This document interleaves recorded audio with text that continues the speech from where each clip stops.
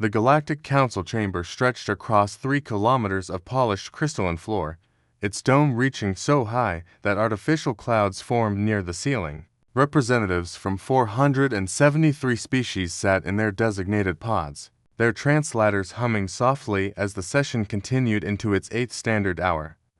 Ambassador Mia Chen stood at the human podium, her knuckles white as she gripped the edges. Beside her, Commander Kevin Torres shifted his weight, his military dress uniform pristine despite the grueling marathon of diplomatic insults they'd endured.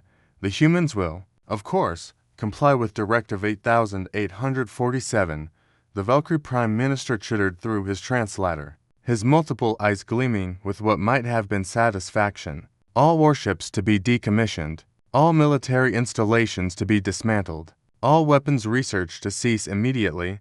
Mia's jaw clenched. Kevin placed a steadying hand on her shoulder, but she could feel the tension radiating from him too.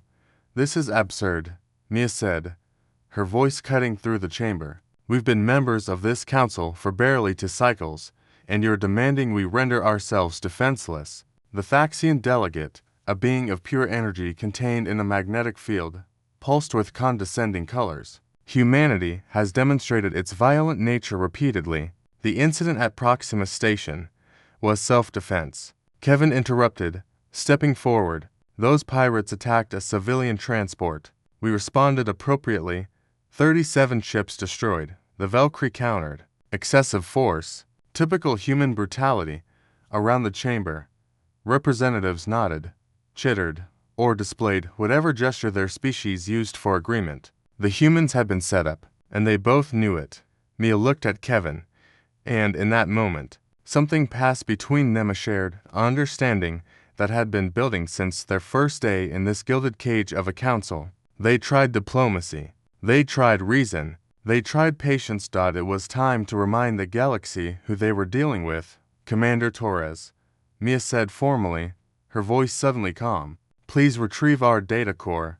Kevin moved to their diplomatic case and withdrew a small holographic projector. The council chamber fell silent as he activated it. Images flooded the space above them: schematics, star charts, resource analyses. "What is the meaning of this?" the Valkyrie demanded. Mia smiled, and there was no warmth in it.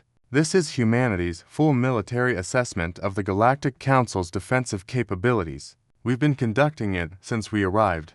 Gasps and alarm sounds rippled through the assembly.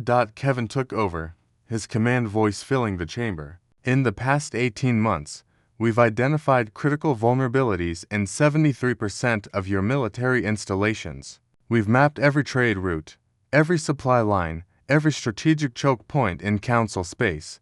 This is an act of war." Someone shrieked. "Double quotes no," Mia said coldly. "This is due diligence. You see, we wondered why the Council was so eager to disarm us, why you pushed this vote through so quickly, why you seemed so threatened." She advanced toward the center of the chamber, and representatives actually recoiled in their pods. "Then we realized something," Mia continued. "You're not afraid of what we've done. You're terrified of what we could do, because in 2 years, we've accomplished what some of your species took millennia to achieve. Our technology advances every day. Our strategic thinking evolved through centuries of warfare on a single planet. Imagine what we can do across the stars." Kevin pulled up another hologram. "The Valkyrie have 42 dreadnoughts. The Thaxians have 60. The Kroner hegemony has 108. He paused. "Humanity has 12. Just 12 warships in our entire fleet. And yet," Mia said, her voice dropping to something dangerous, "we could cripple this council's military capacity within 6 months if we chose to. Not because we're better warriors, though we are, but because we think differently. We adapt, we innovate, we refuse to accept limitations." The chamber erupted in chaos. Delegates shouted over each other, their translators creating a cacophony of accusation and fear. The High Chancellor, ancient being of the Preserver's species, finally activated his amplifier. "Silence." The chamber fell quiet. "Humanity," the Chancellor said slowly, "are you threatening this council?" Mia and Kevin exchanged glances. This was the moment. The point of no return? "No, Chancellor," Mia said. "We're withdrawing from it.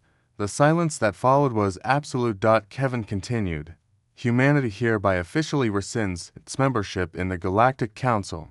We will maintain diplomatic relations with individual species who wish it, but we will no longer participate in this body's deliberations or abide by its directives. You cannot. The Valkyrie started. We absolutely can.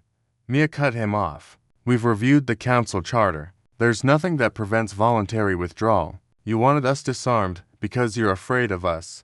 Fine, but we won't play the role of your domesticated pet species, neutered and harmless for your comfort. She began gathering their materials. Kevin deactivated the holographic display. Where will you go? The Thaxian asked, genuine concern in its energy pulses. Kevin looked up at the vast assembly, at the hundreds of species who had underestimated them. Humanity has always thrived on the frontier, he said. We'll explore beyond Council space. We'll build our own alliances. We'll grow, adapt, and evolve just as we always have. Mia headed toward the exit, Kevin beside her. As they reached the massive doors, she turned back one last time. One more thing. She called out. That military assessment we showed you, that was 6 months old. Imagine what we know now. Imagine what we'll know in a year, in 10 years, in a century. The doors opened, and the two humans walked out, their footsteps echoing in the stunned silence. Behind them, 473 species sat frozen, contemplating the same terrifying thought.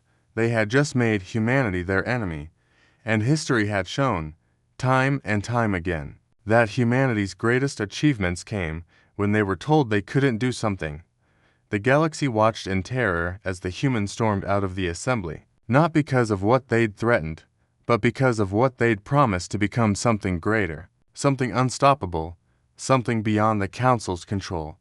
And in the end, perhaps that was the most human thing of all. End.